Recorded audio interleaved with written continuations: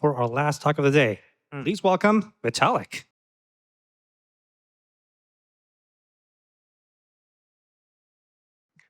Yeah, so Kartik, I mean, it's great to be together on on the panel again for the nth time. I don't know, how has Pragma been for you? What are the things that are most striking for you this year? So this is our second Pragma of the year. And I think the most interesting thing that's been happening so far that I'm actually really excited to dig into is that we just had a talk from Martin from Zirkit, who walked through 7 interesting use cases of 7702 and how it can simplify a lot of delegation and just smart contract use cases. So I'm like, oh, this actually unlocks a lot of cool things. And I'm going to rewatch that talk and see if we can play with some of those things over the weekend. Yeah, so I mean, I'm like a core, of course, very close to L1 core research and development, right? And like from my point of view, there's a lot of exciting things in terms of like Ethereum finally becoming much more usable in terms of fees going down, UX going up, ZK enabling a lot of things. So I'm curious from your side as someone who's like much closer to the hackathon world, the developers, like how has all of this affected the kinds of projects that you've been seeing, like now and over the last couple of years? So net new change here that's super visible to us is that tooling gets better. And for us, like that's the first derivative of what we see that actually decreases the time from like the first moment to a working MVP. So to me, the things that historically and just looking at just the last 18 months alone, the super cool things have been the fact that we now have pretty good standardization around like Web3 JS libraries, VM being the biggest one, Foundry being the second. It's sort of gone down the time from people saying, I have an idea or this is cool code, let me just clone and reproduce, and immediately you have support. Tooling itself has gone really good on being able to support 21st century web frameworks, which I think was like the biggest criticism of at least the front-end libraries. The part that I don't think has gone better is overall useful and up-to-date tutorials on how do you get started with Solidity. I think those things have sort of been frozen in time still from a few years ago. Do you, in the modern age, do we need tutorials when we have LLMs? That's a very interesting question. Yes, because there's one thing that we've consistently noticed is that the LLMs are also working on training data from years ago. So they don't even have information about some common bugs that are now common patterns or new versions of the same libraries that you get to import. So for the hackathons, we allow use of LLMs. It's totally fine to have auto-gen code. And we don't consider that cheating, but the thing that we see consistently not work out is smart contract writing that's beyond just NFT or ERC20 extensions to standard codes. Right. I guess one thing that I'd be curious about is like, might it make sense to go meta, right? In the sense of like have a hackathon that's about doing things like fine-tuning LLMs. Absolutely. Yeah. There's also a couple companies that have approached us that are working on a Solidity-specific LLM that's trained on GAN, and it just kind of uses just recent public code to make a better interpreter. So that is an excellent idea. Excellent. Just meta vibe coding Solidity. So you can vibe code Solidity. Yep. Vibe code the vibe coders. Yeah. What about applications? Like, what applications have you been seeing that excite you the most? So there's been a couple of things that I would see. I'll answer them in meta, and I can name some specific ones too. Interestingly, I was not prepared for this to be an interview about me, but I'm okay with this. The clear thing that's definitely worked is a lot of mini apps. We've seen a pretty big uptick on the WorldCoin ecosystem, Farcaster ecosystem, and just overall people saying, hey, we just need to have some inference of who the user is without requiring email as the first entry point. And from there, we'll just let them do whatever they like. And the part that's made it interesting is that not all of these things are finance related or are payment specific. Some games themselves kind of fall into this, especially a lot of games are kind of coming off mini apps. And they kind of work and they just sort of interact with the chain to store your final state if you finish it or achieve a high score or you kind of win an achievement. But that's kind of been what's working. Beyond that, I don't think I've seen net new interesting ideas. I've seen versions of things that are just sort of trying to be more ubiquitous. So payments, just kind of the Venmo of X, of just make it easy to pay people has been a very consistent theme. But I don't think they've sort of taken off as much. And I don't think we've seen a lot of cool things on DeFi in a long time. So one thing that worries me for a long time about like the whole mini app concept is, and a lot of like related trends is that there's like a very easy way in which that can go very dark in terms of walled gardens, right?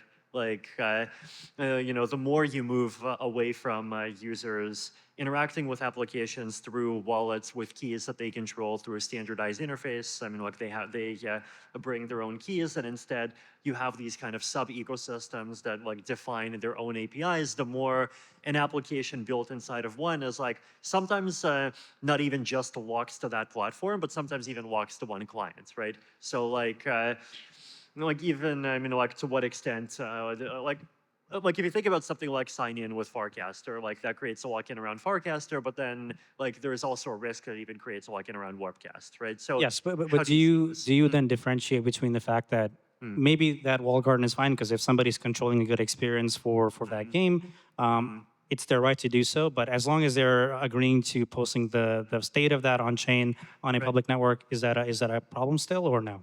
I mean, I think this gets to like a question that's really at the heart of like why build on blockchains and like why do decentralization, right? Which is what guarantees are we trying to provide to users, right? I mean, let's like we zoom in on like Farcaster as an example, right? So one benefit is like if Warpcast blows up, then you can switch to some other client. I mean, you can switch to Firefly, you can switch to Taco, you can switch to whatever, right?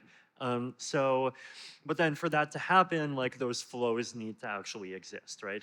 So, like, is this like how much have you seen in terms of like people actually sort of thinking about some of these kind of exceptional case flows? Not a lot, and it's not surprising either because at the end of the day, the things that do get successful because they are being built by product-minded people who really care about very last mile set of details. And that's kind of what helps create that funnel to amplify their growth. And if somebody has to kind of pick an alternative, you end up sort of by default at a state where the quality is not going to be as high and you already have a bar to meet. So it means either people are going to have to accept the alternative or just reject it altogether and move on to the next thing. And we kind of see that pattern a lot, especially in open source. What do you think are some ways that like we as an ecosystem can encourage or make it easier for developers to like build applications the right way? I think you would have to really pick what layer you care about the most. Ultimately, from personal experience or like a personal opinion, I think you have to, you will not be able to create any incentive where somebody is going to not want something proprietary for them to succeed if the goal is for them to survive as a business. It doesn't mean that you cannot have really, really well done open source projects. There are actually countless examples of this.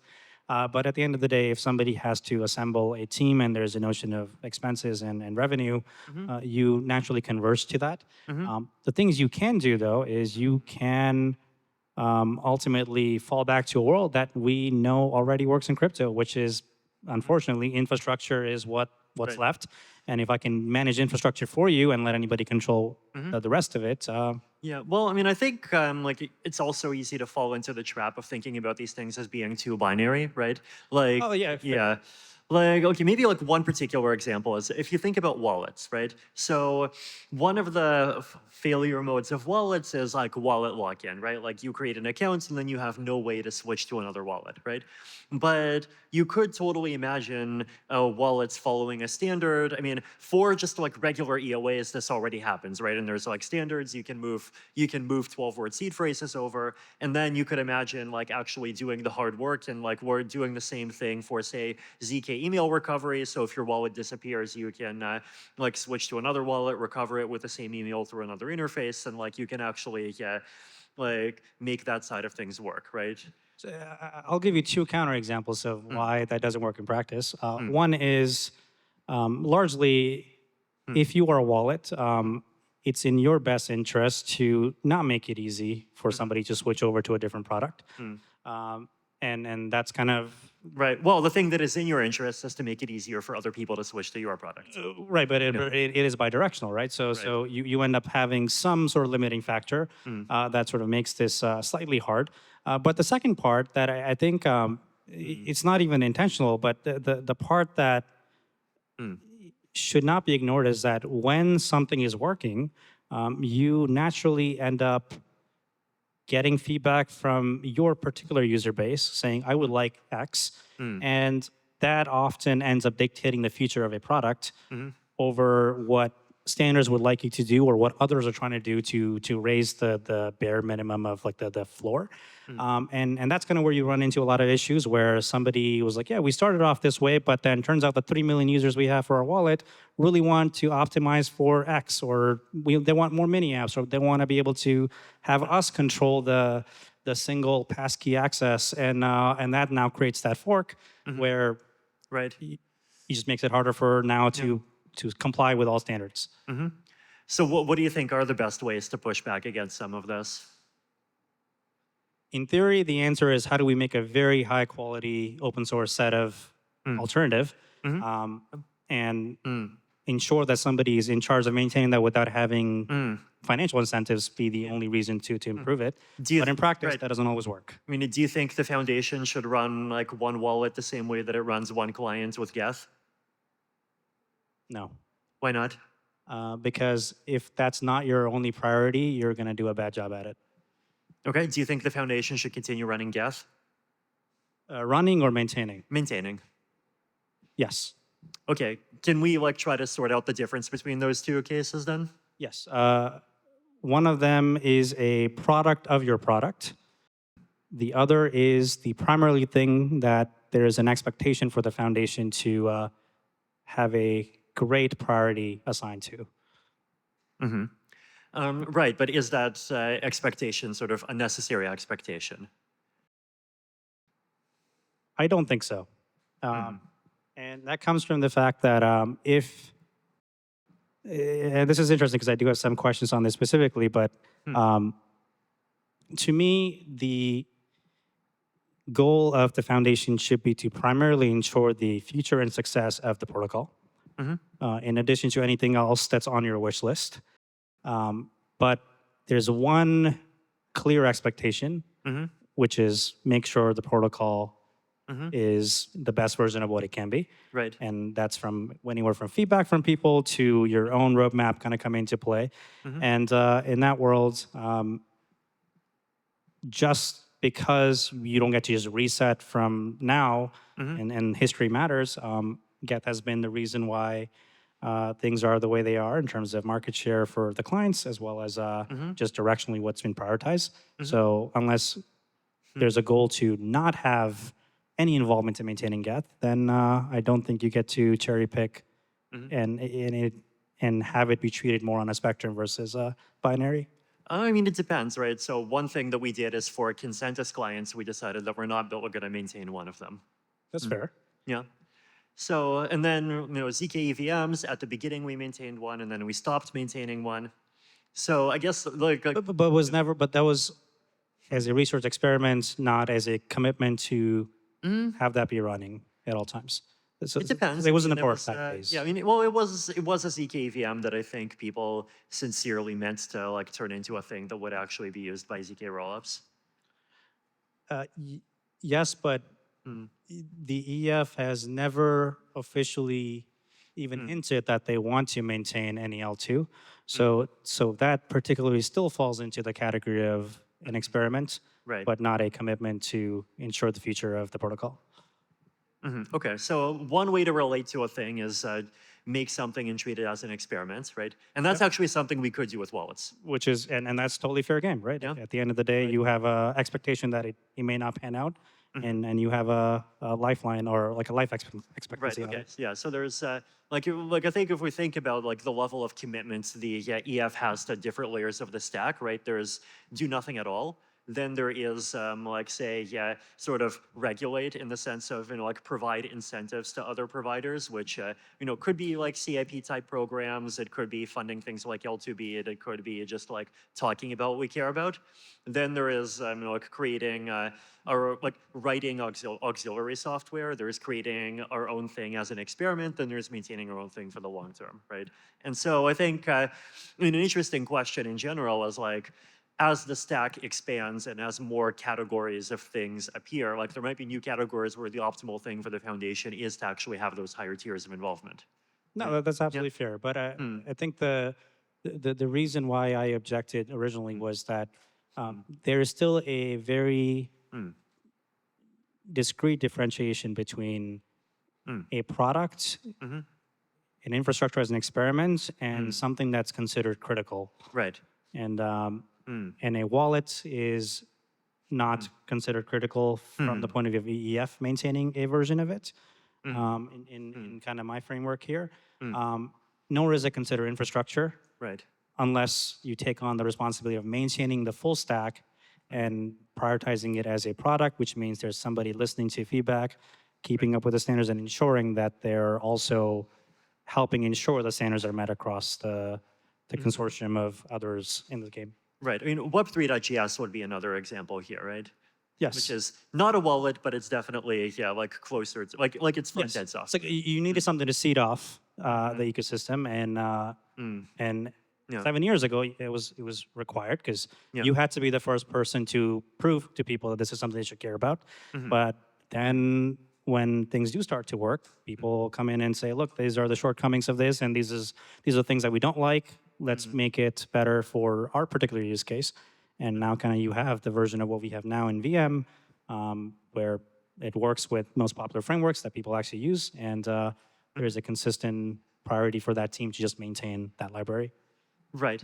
Yeah. The question is like, you can be guarding against two different failure modes, right? One is like a thing not existing, and two is like a thing going into like fragmentation, walled gardens, sort of the usual failure modes of commercial things, right? Yes, and I do not disagree with that. The disagreement I have is when something is a user-facing product, right, and everything else here is a developer-facing product, that approach does not work. Okay. Why do you think it doesn't work? Because somebody has to make that the entire priority for them. So, like you're just saying the total volume of work is much higher, or the volume, attention, and sub-distraction.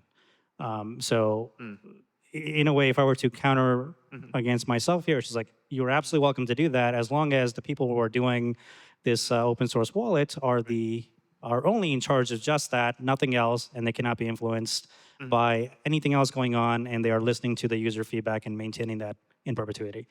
Right. Which that's exactly what starting a company looks like for a consumer where you have to listen to the feedback. Yeah. I mean, client developers are listening to a lot of feedback too. But the audience is developers, where you have a filter for, there's a better expectation of this person knows all these things for sure. Right. But when you have a wallet, it could be. So you're saying it's right. It's easier to like work at the level of the stack where there's some intermediaries, right? Yes. Right. Okay. You have a consistent profile of who the user is, but the second you go into user-facing products, that spectrum is basically infinite. That makes sense. Okay. Maybe just like zooming out a bit, right? So as the ecosystem gets more mature, I think we can expect new layers of the stack to emerge, right? And so, we've been seeing, like light client servers would be one. We've talked about wallets. Now there's like an entire set of potential intermediaries if we're talking about cross-layer 2 interoperability. If we start talking about ZK, there's a whole set of interoperability intermediaries. Are there any sort of new layers of the stack that are emerging that you think are interesting, that you think are particularly worth like watching and paying attention to? For the EF or Let's say for the Ethereum ecosystem.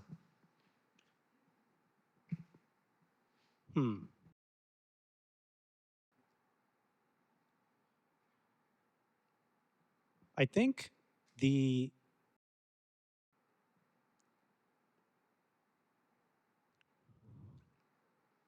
I'm trying to come up with a question that I feel like I can defend properly. I have half-ass answers for a lot of these, but I'm really being careful with what I say. Okay. To me, the part that I think is up for renewal is looking at what's happened in the smart contract world of what's been deployed so far and anywhere from best practices to best patterns that people have, and refreshing the standard library.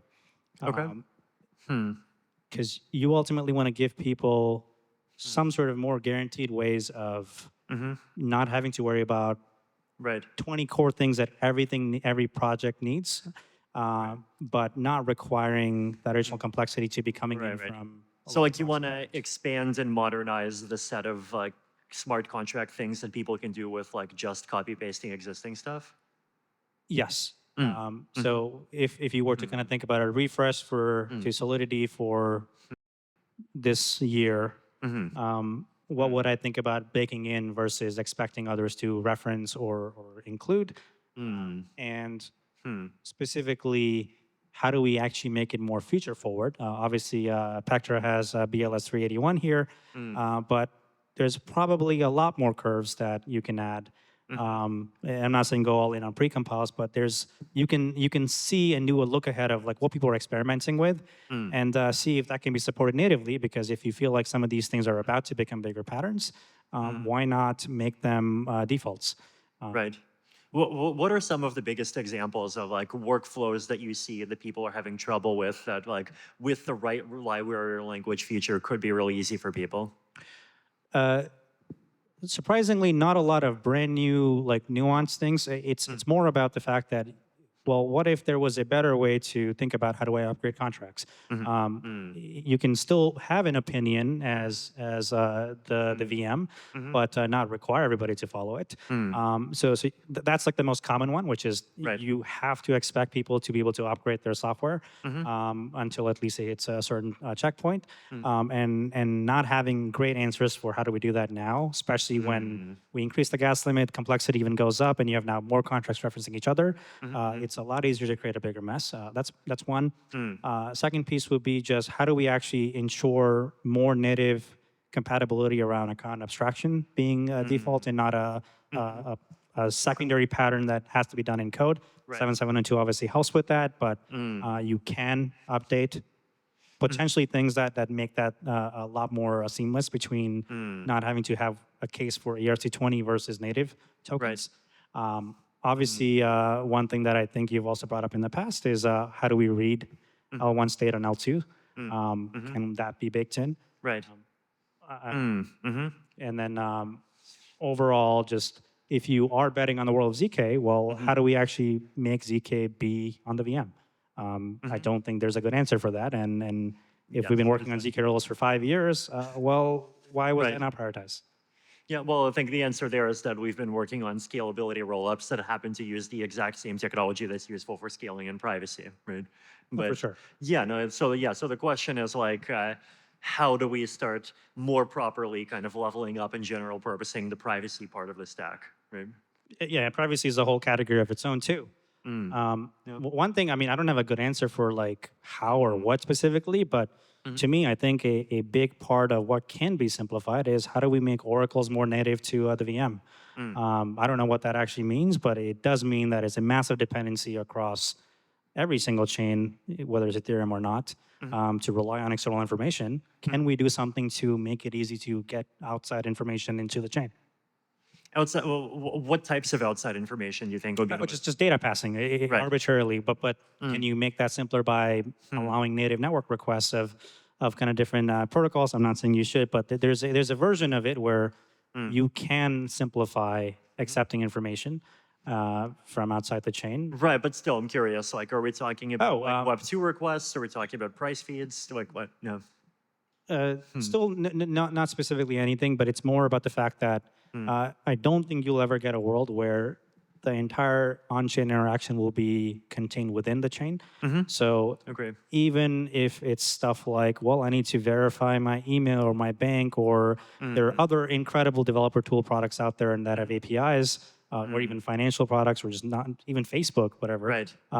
I would like to be able to access the Web2 API world that is way bigger and way more rich and incredible to help transition people more seamlessly on Web3.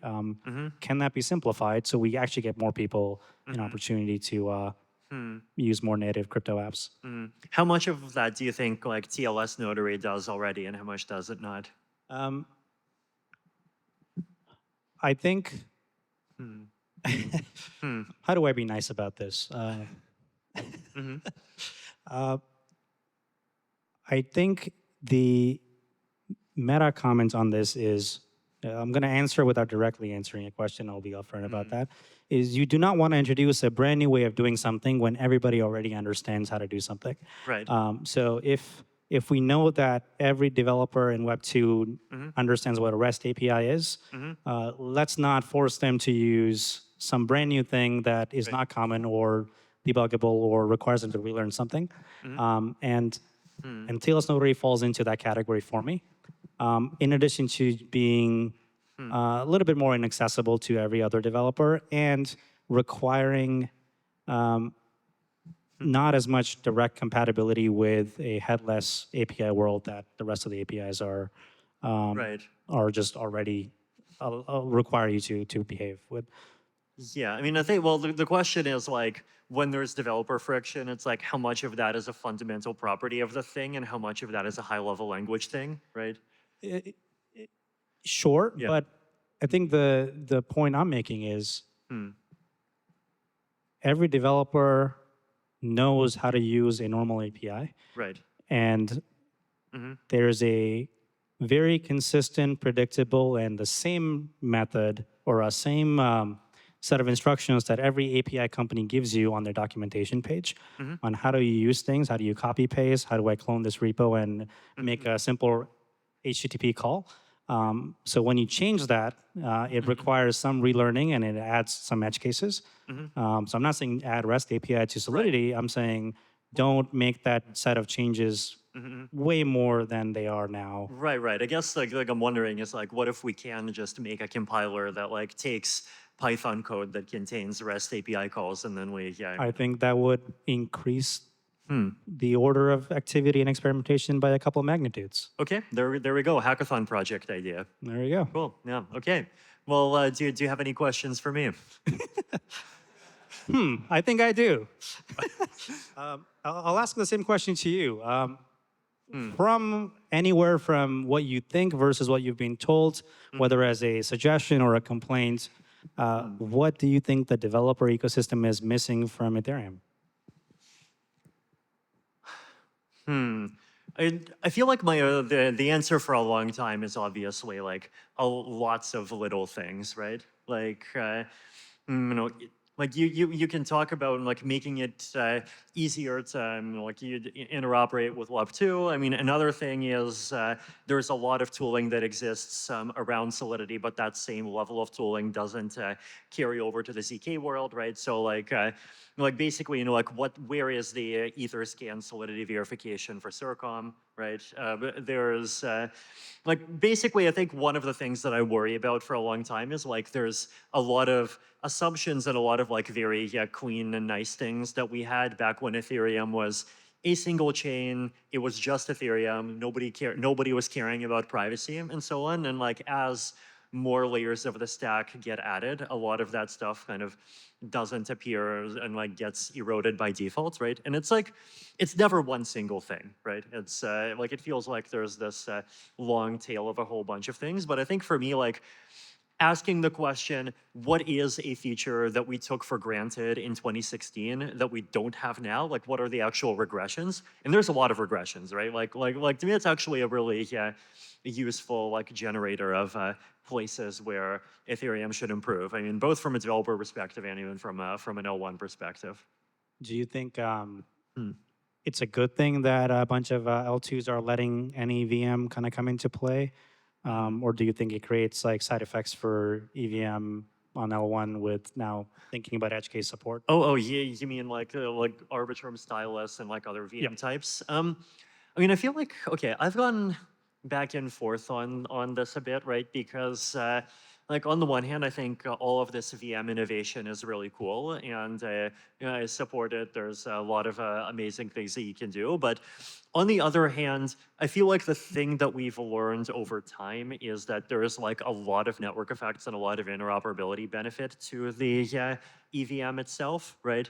And like a lot of the benefits that you can get, like there are ways to get it with like higher level languages and higher level constructs, right? And so I think like that's where some of the trade-off is. Like application, like if I'm an application developer, right, then like if I write a thing in pure EVM, then like I have less lock-in, I have a lot more freedom. That like if one L2 goes off the rails, I'm able to move the application to other layer 2s, potentially even like move it to layer 1 if like gas conditions become durably more favorable. So like that's probably the other side of the argument for me. I mean, but It goes back to original point of dependency around somebody choosing to now have their priorities changed. Purely out of curiosity, we don't have to go deep into this. What happened to EWASM? I think, okay, so I felt excited about EWASM 5 years ago, and I think part of the excitement is like obviously the EVM is like crap in a bunch of well-documented ways. The whole 256-bit thing is a mistake. You know, there's a bunch. We're getting somewhere. Yeah, you know, a bunch of call code is like just dangling as a pointless opcode. Code and gas observability like cause I think more harm than good. Like you can go down the list, right? And also it's just not compatible with like stuff that people are doing outside of crypto. And so EWASM felt like, you know, this is the VM of the future. Browsers are adopting it. Like we should just all use the same VM. But then what happened in practice was that, I mean, I think first of all, it got delayed because of, you know, the merge and a lot of other things. Like, it's quite plausible that in a world where if we got proof of stake and we got sharding for free, we would have just switched to EWASM back in 2020 and like made that our big project, right?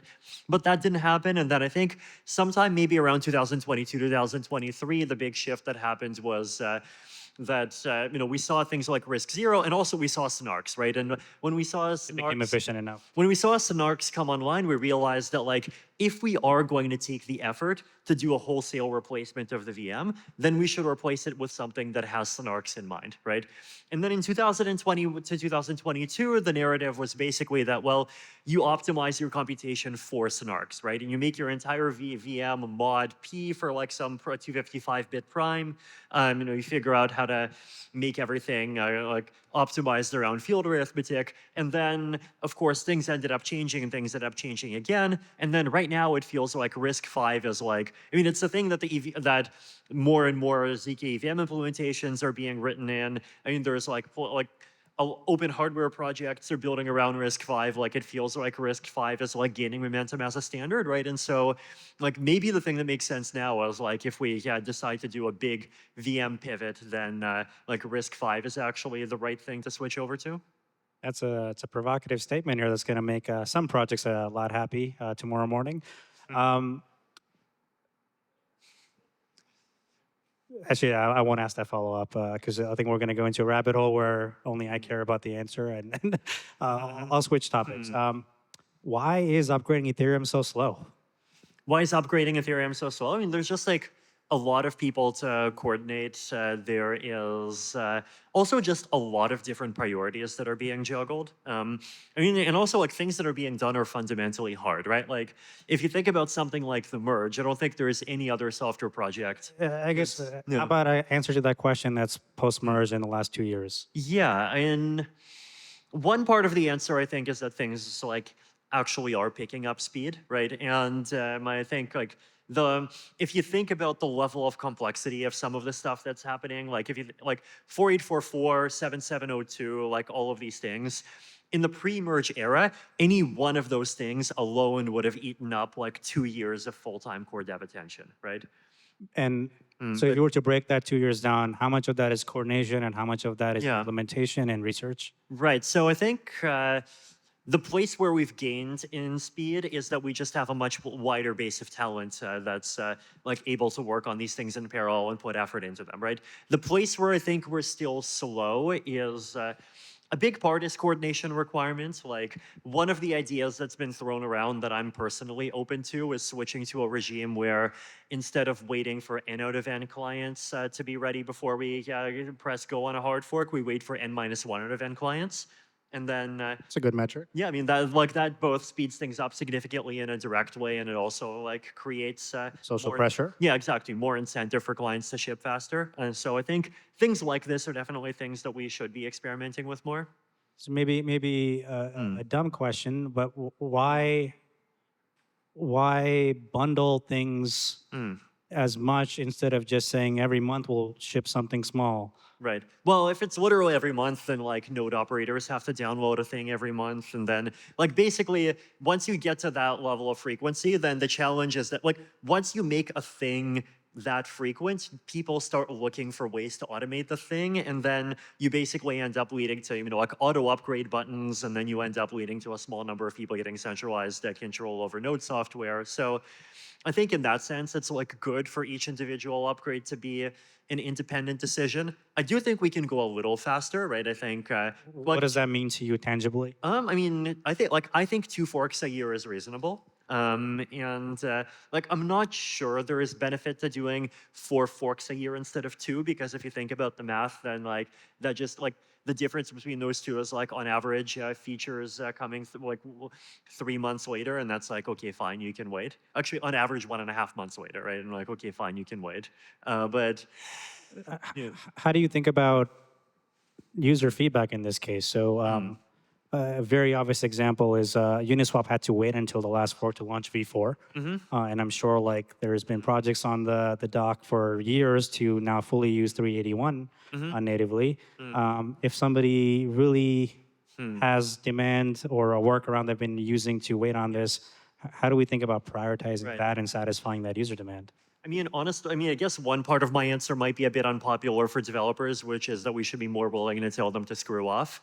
And my reason is that if you look at a lot of historical instances of places where we've added features in order to please like fairly small groups of developers. Is that EVM specific comment you're about to make? Yeah, Okay. yeah. Like there have been lots of instances where like something was added to great fanfare and then it just ended up not being used, right? I do remember that. Yeah, like Blake. I mean, even like ModiXP, I think if I could go back and give myself a piece of advice 5 years ago, like it would be, we should never have done ModiXP. Like there are non-zero projects that use it and derive value from it, but the amount of heartbreak and like the amount of near miss consensus failures that ModiXP has given us is just insane, right? How do we feel about EOF? Yeah, one of those examples, right? I mean, I think, yeah, I mean, I think my view on that right now is like, especially if like we think of the long-term roadmap as being like at some point we make RISC-V primary, then like it's not like, is it that worth it to try to make the EVM like 20% better or 10% better? And like maybe the right way to think about EOF type stuff is what are the specific use cases that matter the most, and like are there keyhole solutions that are sort of 5 times less complicated but that meet those needs, right? And so one example of that is like increasing code size limits. One example of that is like adding more more swap and dual opcodes, or you could start from the other end and say, well, instead of doing all of EOF, we're gonna like dump code non-introspection, or we're gonna dump the function calling use like things. Like basically, you can approach it from both ends, and you can figure out kind of like a more restricted 80-20. And I think that's fair. Yeah, yeah. That's a good framework. Hmm. Where do native rollups fit into all of this? Yeah, and so first of all, right, I think the whole there's this whole roll-up terminology confusion. And so, I'll give my kind of terminology here, right? So a based rollup is a rollup where the L1 is the sequencer. Then a stage 2 rollup is a rollup where the security is based on trustless code. And so if the trustless code works correctly, there's nothing that's trustful that can override it. And then a native rollup is a rollup where the state transition function is directly provided by the layer 1. What's the nuance between that and sequencing? Okay, so sequencing is choosing order of transactions. I see. Okay, Yeah, but not confirmation of this. But not state roots. Yeah, exactly. So there's two parts of the pipeline, right? One is like transaction submission to transaction ordering, and the other is transaction ordering to state root calculation. And based handles the first part, and native handles the second part. And so you can totally have a native rollup that has some proprietary sequencing. And I would argue for a lot of applications, that's a good thing, right? One of the trends that we've seen, I think, is we've seen rollups kind of a lot of layer 2s initially be interested in decentralizing sequencing, but then kind of delaying and sometimes even giving up on that, right? And my own prediction for a while is that I expect layer 2s to bifurcate into one side, which is either centralized sequencing, or maybe sort of centralized but replaceable with governance, but things that are kind of closer to that end, and just based rollups. And my argument for that is that the middle range, it just adds a lot of complexity for a layer 2 that when it doesn't realistically give them that much benefit, right? And the left side, it lets you protect your users from MEV exploitation, which is actually a big value add. Yes, but what about revenue from sequencing when you have to optimize for the base rollup case? Right. Yeah. So in the based rollup case, the thing that you don't get is MEV. The thing that you do still get are layer 2 congestion fees. Just the congestion fees. Yes. Right. Yeah, that's fair. Got it. Yeah. Yeah, and also, the way that I think about it is as a layer 2, if you go based, you are definitely foregoing a lot of revenue, but you're also foregoing a lot of cost and a lot of risk. Risk being in case there is just fraud. all of the lines of code, all of the infra, all of the responsibility, and everything that has to do with the sequencing side. That sounds kind of nice. Yeah. Yeah, basically the way that I see things, right, is that I think layer 2s are an entire spectrum that basically goes from glorified shards to enterprise apps, but with more trustlessness features. And things on all sides of that spectrum are valid, and I expect the ecosystem to support to have different parts of it that optimize for all different parts of there. This becomes even more exponential in terms of the scale, because you're going to see so many of these rollups. How do you think about?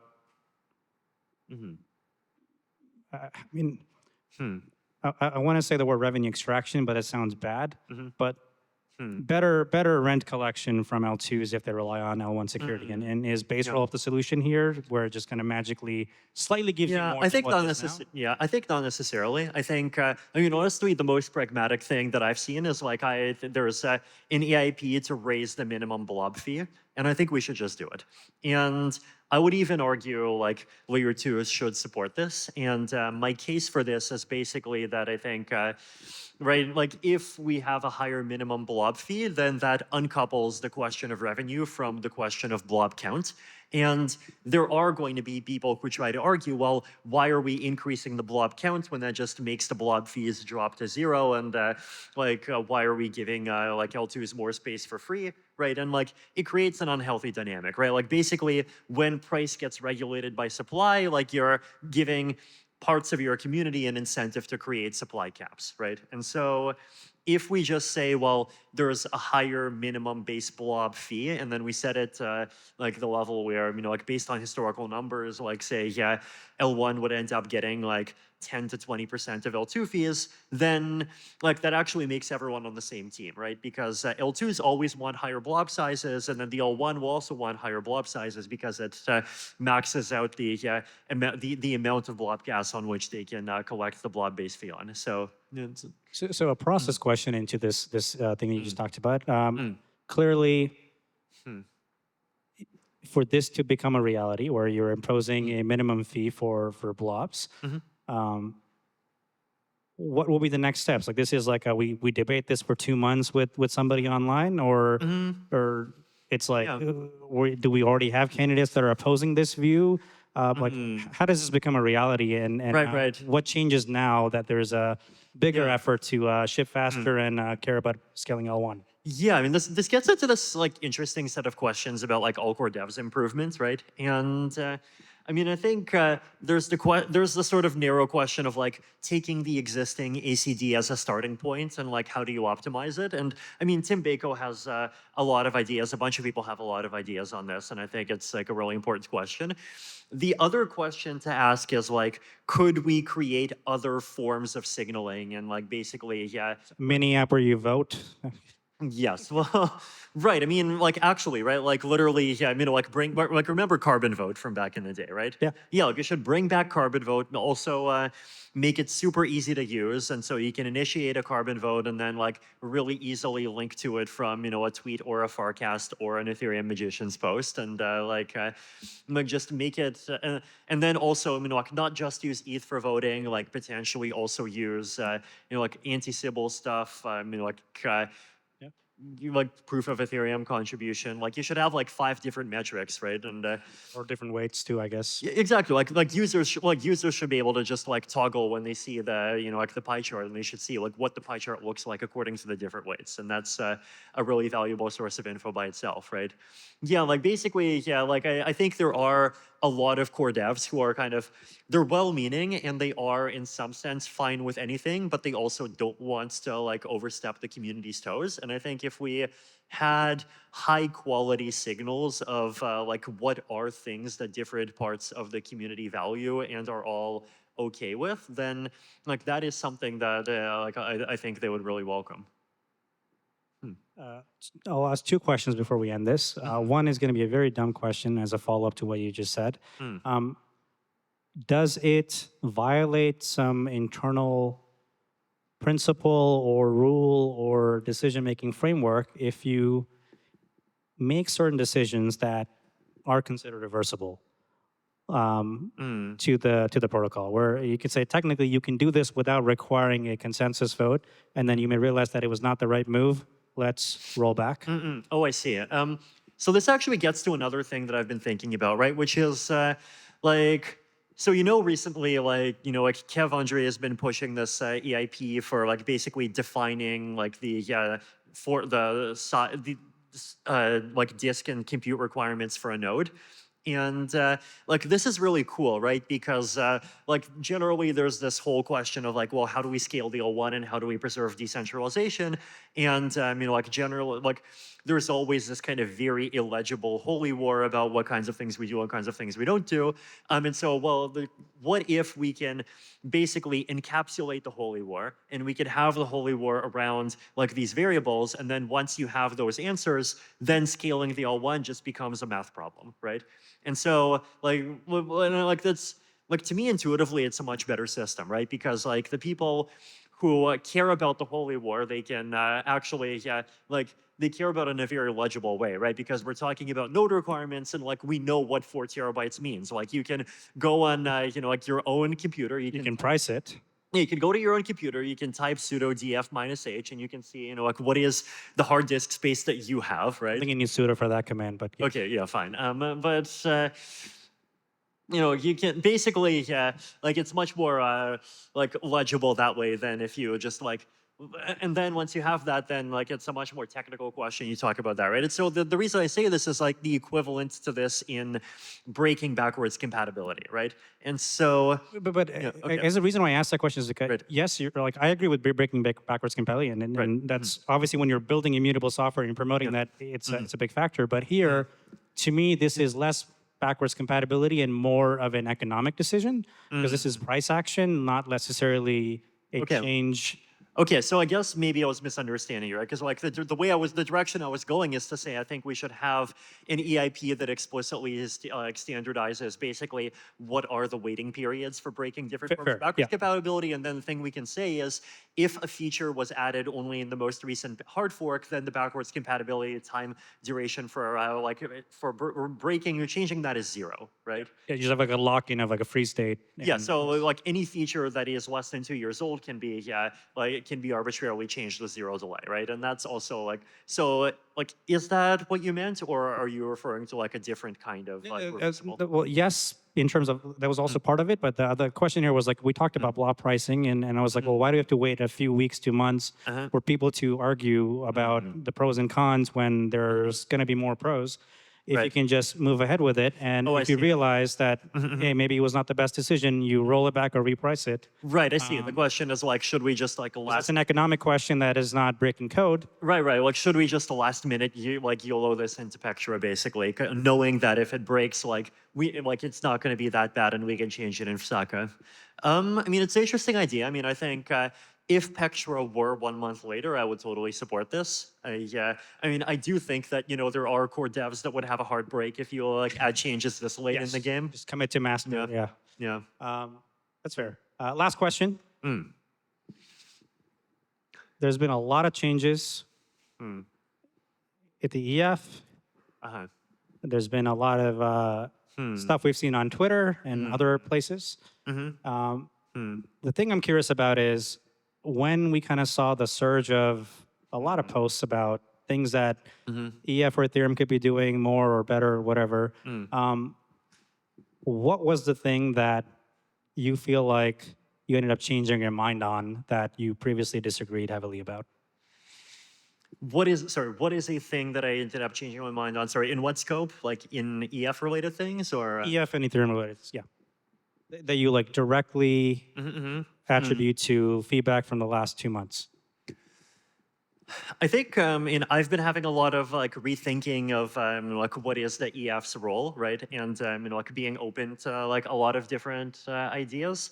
And I think my thinking there is that the Ethereum ecosystem is evolving, and I think one of the positive things that's happened is that we are seeing the emergence of like very effective and very sophisticated actors outside of the EF that are doing a lot of research, that are writing a lot of code.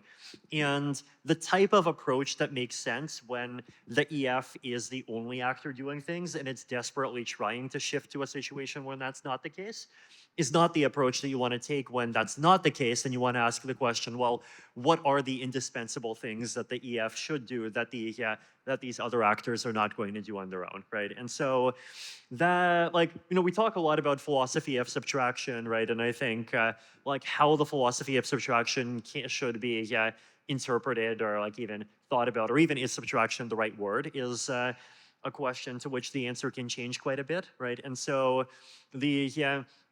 like the thing that I'm more in favor of now, I think, is an approach that's like not about emphasizing this idea that like, oh, the foundation is on a deliberate managed decline from running 100% of the ecosystem to running 0, but rather this kind of dynamic like identifying where the market failures are and figuring out what are the places it can improve them. But what does that translate to in being actionable for you as a conclusion? Like I think you talked about a premise, but not a takeaway.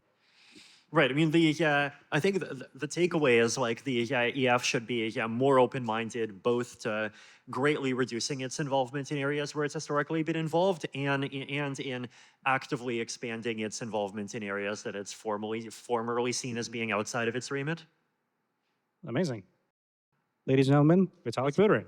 And Kartik.